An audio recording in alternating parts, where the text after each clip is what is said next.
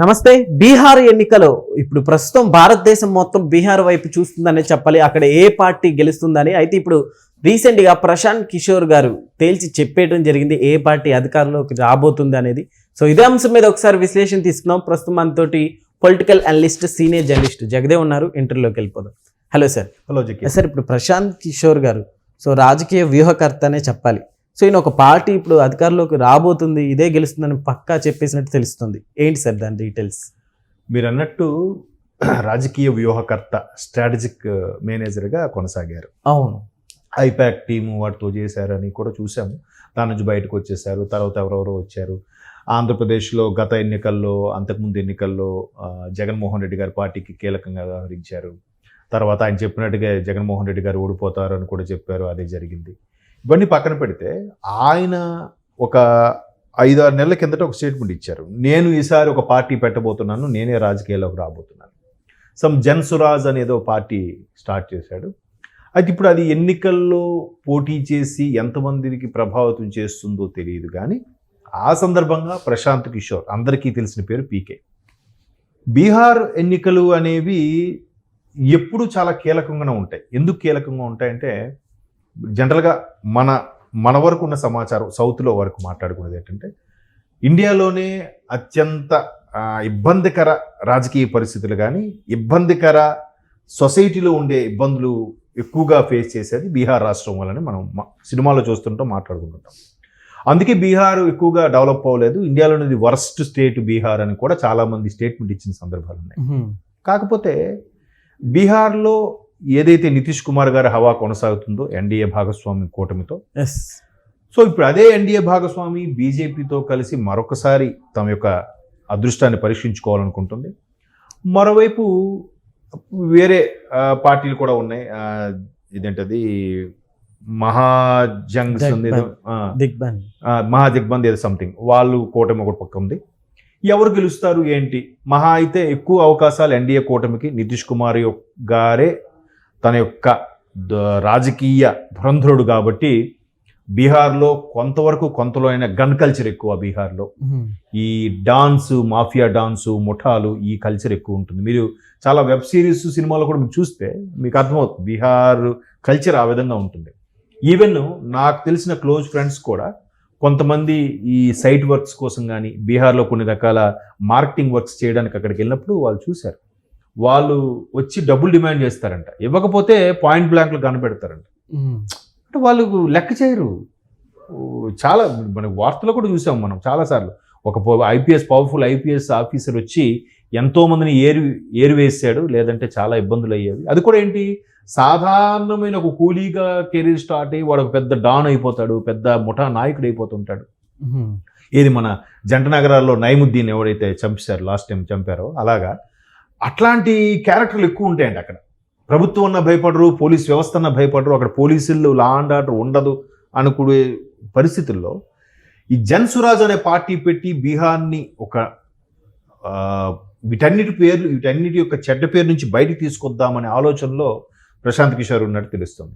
But కొన్ని ఏళ్లుగా పాతుకుపోయిన ఇట్లాంటి రాజకీయాల్ని మార్చాలంటే ఎవరి వల్ల కాదు. ఆబ్వియస్లీ మారాల్సింది ప్రజల నుంచే రావాలి మార్పు. సార్, యాక్చువల్లీ బీహార్ ఎన్నికలలో ప్రశాంత్ కిషోర్ గారు లాస్ట్ వరకు అంటే పోటీ చేయబోతున్నారు అన్నట్టు టాక్ వచ్చింది సార్. లాస్ట్ మినిట్ లో ఆయన పోటీ నుంచి తప్పుకుంటున్నట్టు ఆయన అన్నాడు. ఒకళ్ళు చేస్తే దాని నుంచి చేస్తాను, మీకు చెప్తాను. బట్ ఆయన ఎలాంటి స్టేట్మెంట్లు ఇస్తున్నాడంటే, పాము చావదు కర్ర విరగదు అనే సామెతం తెలుగులో. అంటే ఎన్నికల్లో ఎంతో కొంత ప్రభావితం చేసి ఖచ్చితంగా మాకు ఇంత ప్రాధాన్యత ఉంది అనిపించుకోవడానిక, లేదంటే పోటీ చేసి ఓడిపోయాడని చెడ్డ పేరు రాకుండడం కోసం, ఒకవేళ కొన్ని సీట్లని గెలిచింది అనుకోండి, చూసారా మేము గెలిచాము అని చెప్పుకోవడానికి, బిల్డప్ ఇవ్వడానికి. లేదు ఓడిపోయారు అనుకోండి, నాకు తెలిసి ముందే, అందుకే నేను పోటీ చేయలేదని చెప్పడానికి. అందుకు చాలా జాగ్రత్తగా నీటి మీద నడుస్తున్నట్టుగా బ్యాలెన్స్ అయ్యి వెళ్తున్నాడు ఆయన. సో అందుకే ఎక్కడ పోటీ చేయట్లేదని మా అభిప్రాయం. మరోవైపు జర్నలిస్టులు అడిగిన క్వశ్చన్స్కి అడిగితే చెప్పాడు, మీరు ఎన్ని సీట్లు గెలుచుకోవచ్చు అంటే, ఉన్నవే 234 ఎన్నో ఉన్నాయి, 230 పైనే ఉన్నాయి బీహార్ అసెంబ్లీ నియోజకవర్గాలు. అందులో వస్తే 160 నుంచి 170 వస్తాయి, లేదంటే 10కే పరిమితం అవుతాయి అంటున్నాడు. చెప్పడం కూడా ఎలా చెప్తున్నాడు, అటో ఇటు చెప్తున్నాడు, న్యూట్రల్గా చెప్పట్లే, బ్యాలెన్స్డ్గా చేసి చెప్తున్నాడు. అంటే నేను చెప్పాను కదా ముందే, వస్తే అన్ని వస్తే లేకపోతే రావని, అంటే ముందే చెప్పేశాను కదా అన్నట్టుగా మాట్లాడుతున్నాడు. సార్ ఇప్పుడు అక్కడ అసాదుద్దీన్ గారి ఎఫెక్ట్ ఏ విధంగా చూడొచ్చు మనం, ఎందుకంటే లాస్ట్ టైం 1-2-3 స్థానాల్లో కూడా గెలిచినట్టున్నారు. ఎంఐఎం మసదుద్దీన్ ఎప్పుడు కూడా ఎన్డీఏ భాగస్వామికి ఏదైతే జన్హట్ అని ఉందో అనుకుంటున్నారో, మహాహట్ కానీ దానికి సపోర్ట్గా ఉంటాడు కాబట్టి, పైగా మైనార్టీకి సంబంధించిన కొన్ని నియోజకవర్గాల్లో ప్రభావితం చేస్తే చేయొచ్చు, కానీ అంతగా మహారాష్ట్రలో పాగా వేసినట్టుగా, అది కూడా మహారాష్ట్ర బార్డర్లో, తెలంగాణకి మహారాష్ట్ర బార్డర్లో పాగా వేసినట్టుగా అక్కడ వేసే పరిస్థితి ఉండదు. బట్ పోటీలో అయితే నిలబెడుతున్నాడు ఎవరు, అసదుద్దీన్ ఓవైసీగా.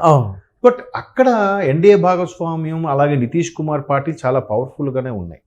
ప్రజలు మారాలి అని అంటే కొన్ని రకాల సిస్టమ్స్కి, కొన్ని రకాల పద్ధతులకి కొన్నేళ్లుగా దశాబ్దాల కాలంగా అలవాటు పడిపోయి ఉన్న వాళ్ళు ఎట్లా మారుతారు? మారలేరు కదా. సో అందుకే ప్రసాద్ కిషోర్ కూడా చాలా బ్యాలెన్స్గా చెప్తున్నాడు. ఒకవేళ మేము మా పార్టీ కూడా గెలిచి అటు జనహట్ కానీ లేదంటే మహాహట్ కానీ కూటమి కానీ కూడా అన్నీ ఉమ్మడిగా వచ్చి హంగ్గా ఏర్పడితే అప్పుడు మా ఎమ్మెల్యేలు ఎంత ప్రాధాన్యత ఉంటుందో తెలుస్తుంది. కొంతమంది కొనుక్కుంటారు, కొంతమంది జంప్ అయిపోతారు. అది కూడా వాళ్ళ మీద ఉన్న కేసులు, వాళ్ళ మీద ఉన్న ఎలిగేషన్స్ భయంతో వాళ్ళు జంప్ అవుతారు. అలాగానైతే కూటమి ప్రభుత్వం వాళ్ళందరినీ కొనేస్తుంది, మాకు అవకాశం ఇవ్వదు అన్నట్టు కూడా అన్నీ ఆయనే క్లియర్గా చెప్పేస్తున్నాడు. జస్ట్ నేను కానీ పార్టీ పెడితే ఎంతవరకు ప్రభావితం అవుతుంది, నాకు అంత సీన్ ఉందా లేదా అని టెస్ట్ చేయడానికి దిగుతున్నట్టుగా అనిపిస్తుంది నాకైతే. బట్ ప్రశాంత్ కిషోర్కి రాజకీయ పరంగా ఎంత బలం ఎక్కడుంది? ఇంతవరకు రాజకీయ పార్టీలకి మీరు అన్నట్టు వ్యూహకర్తగా వ్యవహరించాడు తప్ప, స్ట్రాటజిక్ మేనేజర్గా వ్యవహరించాడే తప్ప ఎక్కడ చేయలేకపోయాడు. అంత ప్రభావితం ఎందుకు ఉంటుంది? కొన్ని రకాల ఆలోచనలతో ప్రభావితం చేయగలిగాడు ఆయన బ్రెయిన్ వాడి. అంతేగాని అది చెప్తున్నాను కదా, ఇప్పుడు చాలామంది కూడా సినిమాల్లో ఉన్న క్రేజు రాజకీయాల్లో పనికొస్తుందా అని అంటే చిరంజీవి గారికి కూడా సక్సెస్ అవ్వలేకపోయారుగా. బట్ పవన్ కళ్యాణ్ గారు స్టోరీ వేరనుకోండి, ఆయన చాలా స్ట్రగుల్ అయ్యాడు. చాలా అరుదు. ఒకప్పుడు ఎంజీఆర్ గారు, ఎన్టీఆర్ గారు సినిమాల ప్రభావంతో రాజకీయాలకు వచ్చి నెగ్గుకొచ్చే పరిస్థితులు ఇప్పుడు లేవు. కాకపోతే ఇట్లాంటి పరిస్థితుల్లో ఇట్లాంటి స్ట్రాటజిక్ మేనేజర్లు, వ్యూహకర్తలు ఎంతవరకు ప్రభావితం చేయగలుగుతాడు? ఈయన పెద్ద ఇన్ఫ్లుయెన్సర్ కాదు, అలాగని ఒక రాజకీయ నేపథ్యం కాదు, పెద్ద సెలబ్రిటీ కాదు. ఎట్లా మరి ఈయన రాజకీయాలకు గెలుచుకొస్తాడు? ఇట్లాంటి రాజకీయ పార్టీలకి వ్యూహకర్తగా పనిచేశాడు కాబట్టి ఆ నేమ్తో ఏదో నెగ్గుకు రావచ్చేమో, కానీ ఎంతవరకు జనాలు ఓటేస్తారు చెప్పండి? పైగా ఆల్రెడీ ఎన్డీఏ భాగస్వామ్యం కానీ ఇటువైపు ప్రతిపక్ష భాగస్వామ్యం కానీ తీసుకుంటే వాళ్ళందరిలో ముదుర్లు, సీనియర్లే ఉన్నారు. ఇప్పుడు నెక్స్ట్ జనరేషన్ కూడా పోటీ చేసే వాళ్ళు కూడా వాళ్ళ పిల్లలు, వాళ్ళ మేనల్లు, వాళ్ళ బిడ్డలు వాళ్ళే పోటీ చేస్తున్నారు. వేరే వాళ్ళకి ఛాన్స్ ఎక్కడ ఇస్తారు? పైగా బీహార్లో కూడా అత్యంత క్యాస్ట్ బలమైన రాజకీయాలు ఎక్కువ. క్యాస్ట్ రాజకీయాలు అంటే మన ఆంధ్రప్రదేశ్లో ఎలాగున్నాయి చూసాంగా. మరి అక్కడ కూడా అదే. తమిళనాడులో ఎక్కడ చూసినా ఒక్క దౌర్భాగ్య భారతదేశంలోనే ఈ క్యాస్ట్ రాజకీయాలు ఎక్కువ.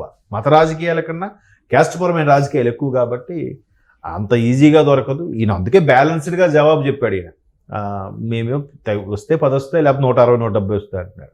ఛాన్సే లేదు. ఈసారి కూడా కూటమి ప్రభుత్వమే వచ్చే ఛాన్సెస్ ఎక్కువ ఉన్నాయని సర్వేలు చెప్తున్నాయి. ఇప్పుడు చూద్దాం, 14న ఎప్పుడో రిజల్ట్స్ వస్తాయి. 6న ఒకటి, 12 రిజల్ట్స్, పోలింగ్ 2 డేట్స్ ఉన్నాయి. 14 రిజల్ట్ అంటున్నారు, నవంబర్ 14. చూద్దాం. నితీష్ కుమార్ గారిదే మళ్ళీ హవా కొనసాగితే సాగొచ్చు. Okay sir, thank you.